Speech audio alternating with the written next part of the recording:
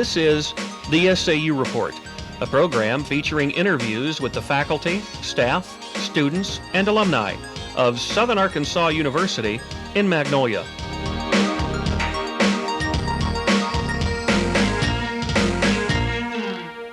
Hi, welcome to the SAU Report. I'm Mwachiro. And I'm Shannon Watson. Today we'll be discussing issues that are of importance to SAU students with two SAU students, Justin Newman and David Parkerson. Welcome, both of you. Well, our first question I'll ask Justin is, what are the advantages and disadvantages of staying on campus here at SAU? Well, I think there are a few advantages and a few disadvantages too. I think that a few of the advantages are you get that close-knit friendship with a lot of the people on your floor and things like that. I think that being able to live in the residence halls and maybe not running around with your friends and stuff like you would if you were at home gives you that extra study time and stuff like that. And I think a few of the disadvantages, you are away from home and you do have to adapt to this roommate type thing unless you do get a private room. And there are visitation hours and certain limitations, quiet hours and this and that, that you wouldn't have at your regular home. So I think those are a few advantages and disadvantages. David, how do you feel about that? Well, the advantages are definitely being able to walk to class, and some of the disadvantages are the fact that the visitation hours are, you can't have girls in a certain hour. Well, that brings up a big issue, the visitation hours. Justin, how do you feel about that? Do you feel that maybe there should be a change in the visitation hours, or tell us? Well, I mean, of course we're all college students and we're supposed to be adults. So, I think that certain college students may need that sort of limitation just because they just act that way. But I think there are a lot of college students that could handle themselves in that sort of situation. I think that a lot of people should be able to, come and go as they please just because of the simple fact that we are adults. You feel we should be trusted, right, since we're paying for all this? Right. And what about you, David? Well, we're paying a lot of money to live in the dorms, and I think that if we want to have a girl in our dorm, that we should be able to. Do you feel there should be that the security check-in is needed? Do you feel? I feel that it's necessary. Certainly, you don't want anyone getting raped. Yeah. Yeah, you have to be careful, cautious. All right. Well, I'll take the next question, Mark. All right. Now, I know you guys live on campus, correct? Right. Okay. Well, I don't, and I know that for me, parking is a real problem sometimes because if you leave later than you're supposed to, you don't always get a good parking spot that will ensure you being on time to class. So, how do you feel about parking? Do you feel it can be improved, or should be improved, or just Justin? How about that? Well, I think that just from my being here these last 2 semesters, I noticed there's been a recent addition in a parking lot behind the gym, and then one also, I believe, behind the business building. Mm-hmm. And I think there's adequate parking, but like you said, it may not be the exact parking spot you want. You may have to walk across campus to go to class, but there are those freshman guys that live in Green Hall that have to walk across campus too. So, I don't think that it's a problem because, I'm sure you can find a parking spot. It just may not be that exact spot that you want on campus. So do you think that they should increase some, or, get rid of the reserved parking for people? Well, I think that reserve parking is kind of necessary, especially for faculty, and I noticed some of the signs around campus said this spot is reserved for permit number so-and-so, and I think those are reserved for campus faculty, and I think that they do even pay for that. I'm not sure, but I think that they do even pay for that. If students wanted to pay for reserved parking, more power to them, I guess. But like I said, I don't really think that there's a problem with parking on campus that you're not going to be able to find a parking spot. You're going to have to park downtown somewhere. But I just think that you won't get that exact parking spot that you want. Pretty interesting. Well, moving on. My next question is, how do you guys feel about the recent ban and then the lifting of that ban of music on campus? Do you think that was a wise move, or what do you have to say about that? We start off with you, David. Well, I like the music. It's a pleasant distraction whenever going from one class to another. I don't really think that it's that much of a problem.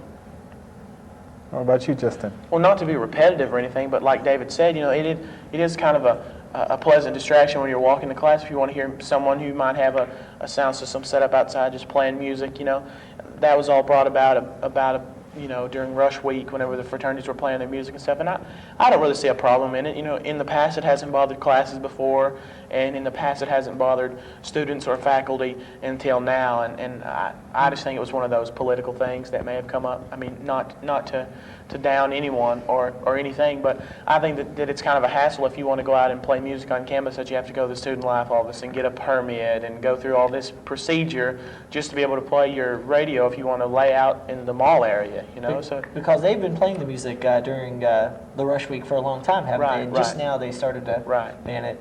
So you think maybe it was one of those like just to have an issue? Right. Type thing? I think that was more or less the deal. I mean, of course, it may have been a little loud, maybe, than it has in the past. I'm not for sure because, like I said, I haven't been here. But I know from the fall and the spring, whenever I would listen to it, walking back and forth to class, I didn't really have a problem with it. And even when I got to class, I had a class in Wilson right close to where it was happening, and I didn't see a problem. You couldn't even hear anything from no, the class. you couldn't hear it at all. Right. I found it was good though, because being late or early to class, it made it much better. You didn't have to just talk to yourself. Okay. Well, I'll take the next question. About the computer commons. How do you feel about the computer commons? Do you feel that we have an adequate number? And just to tell me your opinions on that, Dave, I'll start with you. I feel we have an adequate number of computers. We could use some more though, because it does get crowded at certain times. It's during certain times of the day and at certain times of the year. But I think that we should have some more computers for those days. But we've got an adequate number for most of the days. Yeah. Do you feel that the check-in policy is necessary? Having to give them your card and type in your ID number or social security number? Because when I was at OBU, we just walked in and grabbed a computer. So do you feel that's necessary, Justin?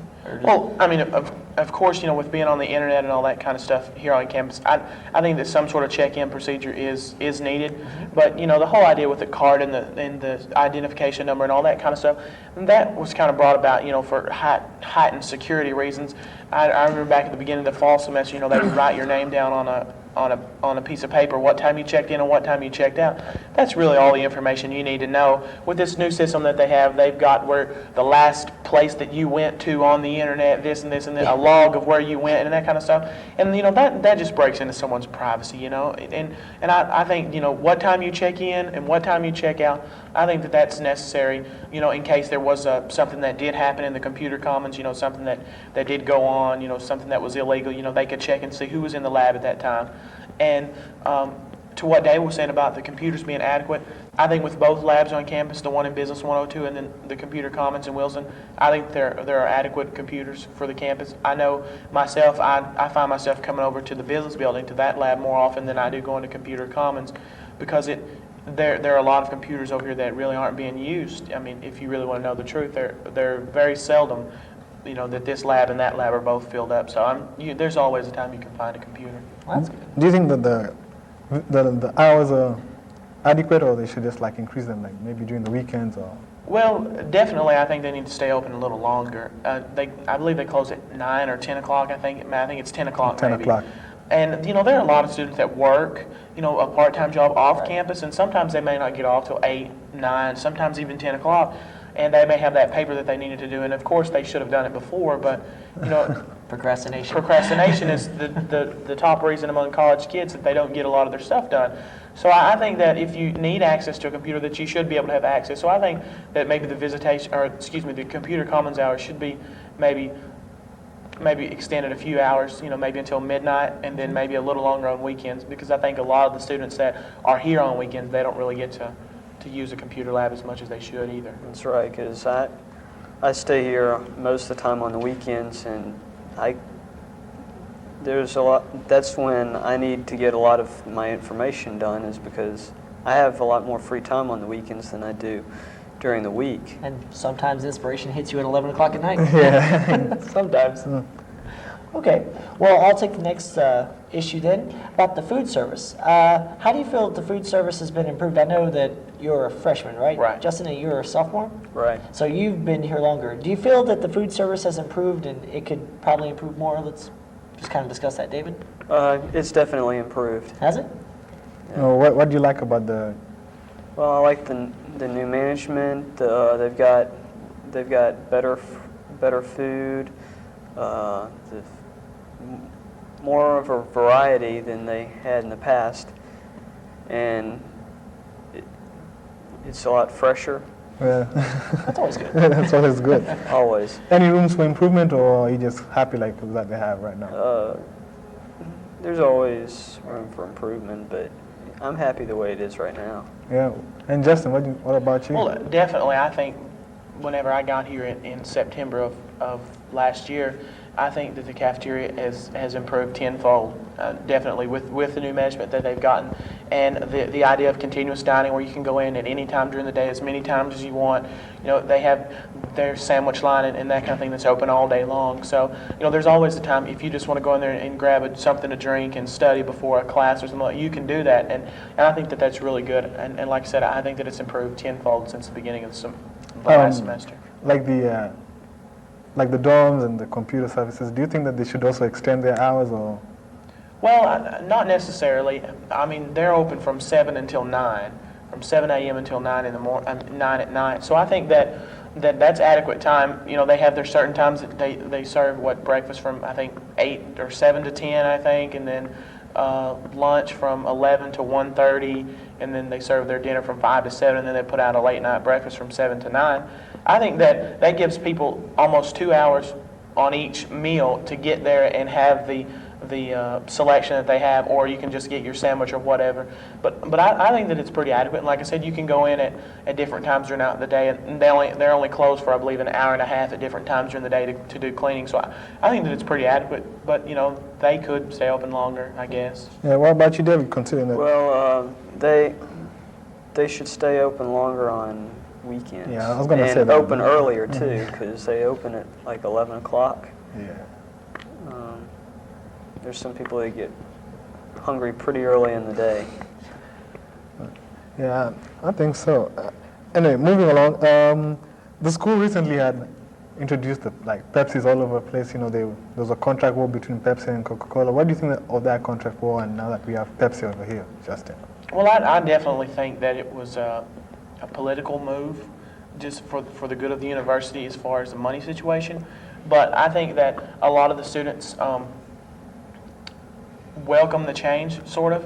I mean, there were a selection of Pepsi and Coca-Cola machines on campus before, but really, to be honest with you, I think that there are a few Coke machines on or around campus at some different religious places and It's things across like the that. street, I believe. Right. So, I mean, if you really want your Cokes, you can go over there. But I mean, of course, you should have your choice of, you know, what you would like to drink or whatever. But I know that there are Pepsi machines all around campus, and then down in the cafeteria, they still serve the Coke products. So I think that, you know, it was for the good of the university as far as a money situation, but, you know, like I said, it does take away from that student's idea of choice, Right. like what they want to drink. Yeah, I know for me it was great because I'm a Mountain Dew freak, so, you know, but I understand most people would like a choice. David, how do you? Well, I agree it was a good move for the university because they got a lot of money out of the deal. I stock up on Cokes all the time, so I've got plenty of Cokes in the dorms, and it's basically it. Okay. Well, our next issue is the attendance policy of classes. How do you feel about this, Justin? Do you feel it's necessary to have an attendance policy? And Well, in some certain ways I do, and in some certain ways I don't. Back on the visitation in the dorms. I mean, we're all college students, so you know we should be able to come to class if we want to, or come to class if we don't want to. You know, it's really up to that person. If you don't come to class, if they assign homework every day, you know, you're going to miss that homework. If you don't come to class, you're going to miss an assignment that maybe due the next class period. So I think it's a college student's responsibility to go to class, but I don't think that they should be forced to go to class, because you know, everyone says, you know, oh, you're out of high school now, and And in high school, you had to come to class or they would count you absent and then get your parents in court and all this kind of good stuff. So I think that they preach this, you're out of high school now, you're out of high school now. So I think that there should be a choice if you want to go to class or if you don't want to go to class. But then, like I said, in some instances where you might have a class that you have homework every class period or something like that you should have to come to class. But I think really, to be honest with you, it's the teacher's discretion whether they want to do it or not. I have a couple of classes that don't really take attendance. You come, you do your work, and then you're fine. And then also I have another couple of classes that, you have to be there. If you miss a certain number of absences, they take off certain many points off the end of your grade or whatever. So I think that it's really the teacher's discretion, and it's not something that you can change overnight, really. So I think that it's good in some ways and it's bad in some ways. David, how about you? I wish I had his classes. Well, I know I have one teacher who has a policy where she doesn't take attendance, and in a way that's good because you're not counted absent, but in another way it encourages you class. not to be in class, Yeah. which I won't incriminate myself by saying whether I have or not, but it just kind of encourages you to stay away. Well, our next question is, what do you think about the social life of SAU, or mainly Magnolia as a whole, Justin? Do you think that we have a lot of activities or less? Well, definitely, I think that there's need for improvement, in Magnolia. It's a college town, and it's a town of about 13,000, if I'm not mistaken, and that's really kind of small for a college. But I came from a town up in northwest Arkansas that had about 36,000 people, and they have a Division II school, Arkansas Tech University. And it just seemed like there was a lot more to do. There were bowling alleys and movie theaters and video game arcades and, a lot of restaurants to go out. And it just seemed like there was a lot more to do.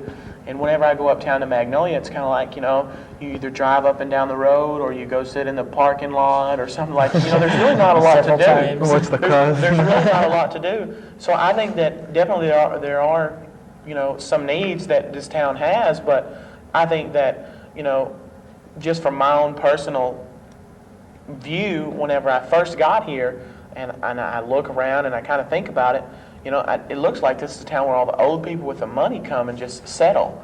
And it's kind of like, well, they just decided to put a college here. So, I definitely think that there are room for improvement for, some much needed attractions here in Magnolia, because I know a lot of students that go to Shreveport and Texarkana and places like that to go and have their fun. So I think that there should be some added attractions. Yeah, for the college students at least, right? Maybe a dance club or something. Yeah. Well, but I pretty much agree with him. This is more of a place where people come to retire. They've retired and they come here, and it really is dull living around here as opposed to living at other college towns. Or bigger towns, yeah. Right.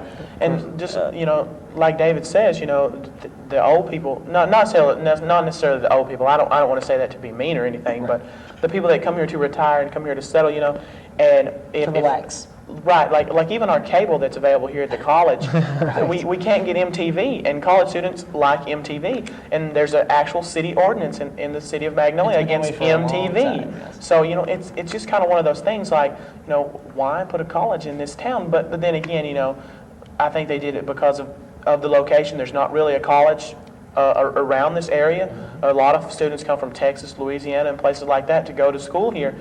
So I think that it was a good move as far as the location, but just maybe prompt the town of Magnolia to build some interesting things for college students, and I think they could get a lot more from different places. And to the 90s, or is it the 21st century now? Yeah. I'm a big fan of the playground at McDonald's. Yeah. Most I can fit people, in it, well, most people have to drive to El Dorado to dance and drink.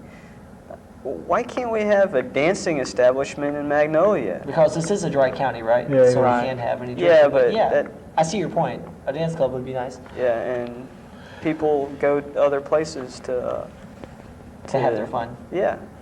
Okay. Well, on a different subject, how do you guys feel the administration's relationship with students is? Do you feel it's a good one? Do you feel that it's open and you can talk to them? Justin, I'll start with you. Definitely. I can remember the first day that I came to school here, the first day of Mule Rider Roundup, and the president of the university walked up and introduced himself to me and was just mingling around at the barbecue. And until this day, he still calls me by my first name, and it's just one of those things that, it does make you think of high school again, because it's kind of a small atmosphere and everyone knows who everyone is, and a lot of the people, they do, all the vice presidents, they do mingle around campus. They don't just sit in their office and things like that. So I think that it's a good relationship, and I think that the students really appreciate it. That's good. Do you feel the teachers have a good relationship with students, like one-on-ones? Right. With it being a small university, I think that the student-to-teacher ratio is a favorable one, versus a major university where you have class sizes of 200-300 and one professor. So I think that it's really a pretty nice place to be. That's good. David, how do you feel about it? I feel pretty much the same way, because it being a smaller college, you have classes that are small and you're more one-to-one with the teacher and you learn more. I know I went to a small high school, so you had no choice to have one-on-one. So that's good. That's good. Yeah, kind of hostage audience, captive audience that the teacher has. Yeah. Justin, you're a member of the Impact, right? Right. Can you elaborate on what you guys are planning to do or what you've done? Well, Impact is formerly known as the Student Activities Board. They changed the name just a few years ago, and I've just gotten involved with it. But they bring a lot of the campus acts that come to campus, the Spencers, the Magic and Illusion Show, the Hypnotists, and things like that. It's really for the students, and they do a lot of that kind of stuff, and they sponsor like Spring Fling and Fall Fest and some of the other events that go on campus. A few of the acts that they've got coming back next year, I believe, are the Spencers, the Magic and Illusion Show, Frederick Winters, the Hypnotist, and I think they have Creative Dating coming back as a part of Mule Rider Roundup. So, like I said, I'm just now getting my foot in the door, kind of learning about what's going on, but I think it's a pretty worthwhile organization, and like I said, it is for the good of the students, and it is the Student Activities Board, so, and it is the voice of the students. If you want, a certain event or something that comes, it's always nice. I think to meet every other Monday at 5 in the Brew Center, so it's really a pretty worthwhile organization, and I'm enjoying my stay in it. Well, that's good.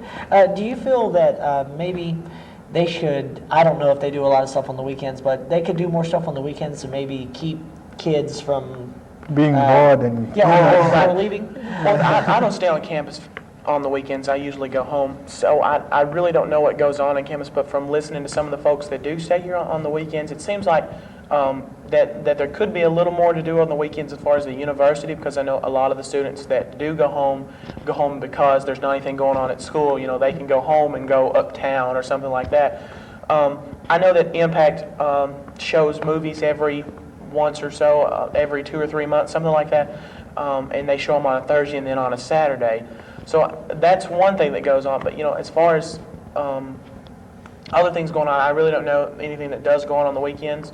Because like I said, I really don't stay here on the weekends, so I'm sure there probably could be more because of some of the talk that I have heard from people who do stay here. Yeah, why can't you move something like maybe Spring Fling from a Wednesday when everyone will be in class or at work to maybe a Saturday or Sunday? Right. Kind of encourages you to skip class. Well, some people. David, how do you have you enjoyed It's some of the acts? basically ghost town on the weekends, but I do enjoy the acts that they have whenever Impact holds events like movies. I like to go to the movies and stuff like that, and I had fun at Spring Fling. Too bad it was indoors, though. Yeah, it can't be held for the rain. Yeah. Okay, all right. Well, Justin, David, we thank you both for being on the show with us today, and glad we could have such intelligent conversation. And I'm Shannon Watson. And I'm Mwachiro, and we hope to see you next time, so have a nice day.